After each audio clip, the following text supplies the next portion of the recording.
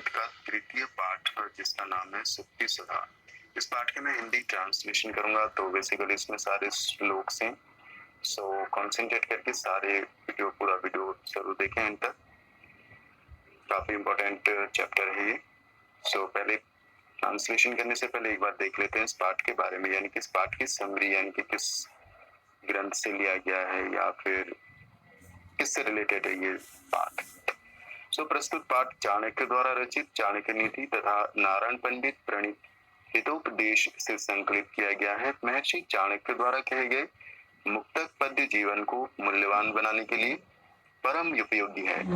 पद्य संख्या 1 से 3 में किस स्थान पर निवास करना चाहिए, कौन मनुष्य का सच्चा मित्र है तथा गुणों की उपयोगिता का वर्णन है। पद्य संख्या 4 से 8 हितकारी उपदेशों को सूचित करते हैं तथा मूर्ख व्यक्ति का प्रवीण होना, मनुष्य व्यक्ति का व्यवहार, पुरुष के 6 दोषों का वर्णन तथा सांसारिक जीवन सुखों के वर्णन, जीवन को मधुर तथा उद्देश्यपूर्ण बनाने के लिए कतिपय मूल्यों की आवश्यकता होती है और ये नीतिपरक पद्य तथा हितकारी उपदेश जीवन को सुसंस्कृत एवं सार्थक बनाने में उपयोगी तथा सहायक सिद्ध होंगे। तो चलिए शुरू करते हैं हिंदी ट्रांसलेशन पहले श्लोक के साथ। यस्मिन् देशे न सम्मानो न वृत्तिर्न च बान्धवाः न च विद्यागमः कश्चित् वासं तत्र न कारयेत्। यस्मिन् यानी कि जिस, देशे यानी कि देश में, न सम्मानो यानी कि सम्मान नहीं है या आदर नहीं है, वृत्तिर्न का अर्थ होता है आजीविका या रोजी रोटी, यानी कि जिस देश में ना तो सम्मान है ना रोजी रोटी या आजीविका है। च बांधवा, बांधवा यानी कि संबंधी या मित्र। न च विद्यागमः यानी कि विद्या का कोई या ज्ञान की प्राप्ति का कोई साधन नहीं है। कश्चित यानी कि कोई, वासम यानी कि वास या निवास करना, तत्र यानी कि वहां, न यानी कि नहीं, कार्यत यानी कि करना चाहिए। सो देखते हैं इसके सरल अर्थ को। जिस देश में न आदर है, न संबंधी है, न आजीविका है, न विद्या प्राप्ति का कोई साधन हो, वहां किसी को वास या निवास नहीं करना चाहिए। आगे देखते हैं दूसरे श्लोक को। आतुरे व्यसनी प्राप्ति दुर्भिक्षे शत्रु संकटे राजद्वारे श्मशाने च यस्तिष्ठति च स बांधवः। आतुरे यानी कि रोगी, व्यसनी प्राप्ति यानी कि आपत्ति आने पर, दुर्भिक्षी यानी कि अकाल में, और शत्रु संकट यानी कि शत्रु के संकट के समय, राजद्वारे यानी कि राजा के दरबार में, श्मशानी यानी कि शमशान में, च यानी कि यह, और यस तिष्ठति यानी कि जो साथ में रहता है, सब यानी कि वह, बांधव यानी कि मित्र या संबंधी है। देखते हैं सरल अर्थ को। जो बीमारी में, आतुर यानी कि बीमारी में, आपत्ति के समय में या अकाल में या शत्रु के संकट के समय में, राजा के दरबार में या शमशान में साथ रहता है, वह सच्चा मित्र या संबंधी होता है।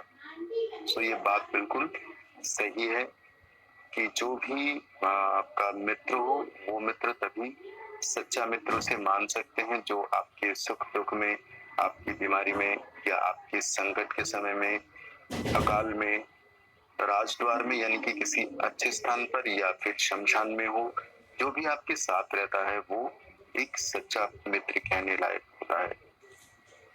आगे देखते हैं तीसरे श्लोक को। कोयति भारः समर्थानां किं दूरं व्यवसायिनां, को विदेशः स विद्यानां, को या प्रियः प्रियवादिनां। को यति भारः, इसमें 2 शब्द मौजूद है, कह प्लस अति भारः। कह यानी कि क्या और अति भारः यानी कि बड़ा बोझ। समर्थानाम यानी कि बलशाली पुरुषों के लिए या जो समर्थ होते हैं उन लोगों के लिए। किम यानी कि क्या। दूरम यानी कि दूर। व्यवसायी नाम यानी कि परिश्रमी मनुष्यों के लिए। सविद्यानाम यानी कि शिक्षितों के लिए। कोई अप्रिय, कह प्लस अप्रिय, यानी कि क्या, को मने कह मने क्या, और अप्रिय यानी कि शत्रु या पराया। प्रिय वादिनाम यानी कि प्रिय बोलने वालों के लिए। सो देखते हैं इसके सरल अर्थ को। बलशाली पुरुषों के लिए बड़ा बोझ क्या है, कोई अति भार यानी कि बड़ा बोझ क्या है, और व्यापारी मनुष्यों के लिए कौन सा स्थल या कौन सा स्थान दूर है। शिक्षितों के लिए, सविद्यानाम यानी कि शिक्षितों के लिए कौन सा स्थान विदेश है, और प्रिय बोलने वालों के लिए कौन शत्रु या फिर पराया है। कोई अप्रिय है यानी कि कौन शत्रु है या फिर पराया। आगे देखते हैं चौथे श्लोक को। काचः कांचन संसर्गाद धत्ति मारकतिम द्युतिम तथा सत्सन्निधातेन मूर्खो याति प्रवीणताम। आगे देखते हैं इसके शब्दार्थ को। काचः यानी कि कांच या शीशा, और कांचन संसर्गात यानी कि सोने के साथ होने से, धत्ती यानी कि धारण कर लेता है, और मारकतिम द्युतिम यानी कि बनने की शोभा को, तथा यानी कि जैसा, सत सन्निधानेन यानी कि सज्जनों की संगति से, मूर्खो यानी कि मूर्ख, याति यानी कि बन जाते हैं, प्रवीणताम यानी कि निपुण या कुशलता को। देखते हैं इसके सरल अर्थ को। शीशा सोने के साथ प्राप्त करके बनने की शोभा को प्राप्त कर लेता है, उसी प्रकार सज्जन की संगति प्राप्त करके मूर्ख निपुण या प्रवीण बन जाते हैं। आगे देखते हैं पांचवें श्लोक को। कुसुमवस्तवकस्येव द्वयी वृत्तिर्मनस्विनः सर्वेषां मूर्धनि वा तिष्ठेत् विशीर्येत् वने अथवा। देखते हैं इसके शब्दार्थों को। कुसुमस्तवकस्येव यानी कि फूलों के गुच्छे की तरह, द्वयी यानी कि दो, वृत्ति यानी कि स्थिति, और मनस्विनः यानी कि मनस्वी या मनुष्य की। सर्वेशाम यानी कि सब लोगों के, मूर्धनि यानी कि सिर पर, तिष्ठेत यानी कि बैठा रहता है या फिर पर रहता है, विशीर्येत यानी कि मुरझा जाता है, और वने यानी कि जंगल में, और अथवा यानी कि या। देखते हैं इसके सरल अर्थ को। पुष्प के गुच्छे की तरह मनुष्य पुरुष की दो प्रकार की स्थिति होती है। वह या तो सब लोगों के सिर पर रहता है या फिर वन में मुरझा जाता है। आगे देखते हैं छठे श्लोक को। धनानि जीवितम चैव परार्थे प्राज्ञ उत्सृजेत सन्निमित्तम वरम त्यागो विनाशे नियते सति। देखते हैं शब्दार्थों को।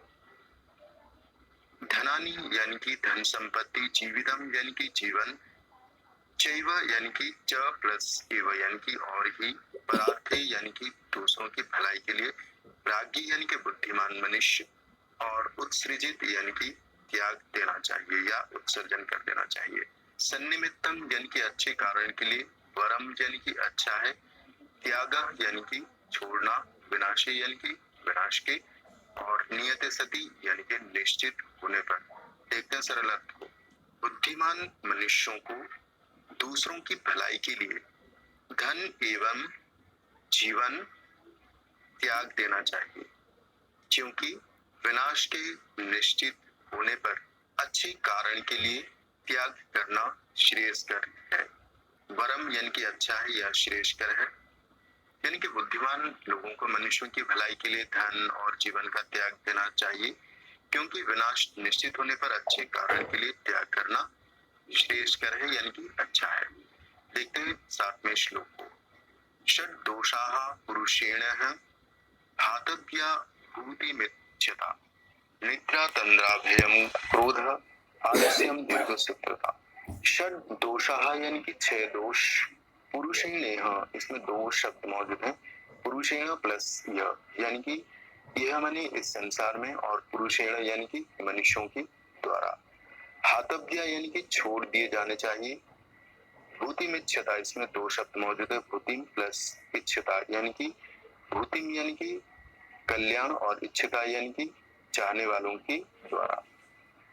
निद्रा यानी कि नींद, तंद्रा यानी कि सुस्ती, भयम यानी कि डर, क्रोध यानी कि गुस्सा, आलस्यम यानी कि आलस्य, और दीर्घ सूत्रता यानी कि देर से कार्य करने की आदत। देखते हैं इसकी सरल अर्थ को। इस संसार में कल्याण करने वाले मनुष्यों को 6 दोष छोड़ दिए जाने चाहिए। हतव्य यानी कि छोड़ दिए जाने चाहिए, और वो 6 दोष कौन से हैं? नींद, सुस्ती, भय, क्रोध, आलस्य और देर से कार्य करने की आदत। ये 6 चीजें, ये 6 दोष छोड़ देने चाहिए इनको कल्याण चाहने वाले मनुष्यों को। आगे देखते हैं 8वें श्लोक को। अर्थागमो नित्यमो रोगिता च प्रिया च भार्या प्रियवादिनी च वश्यश्च पुत्री अर्थकरी च विद्याशं षड जीवलोकस्य सुखानि राजन।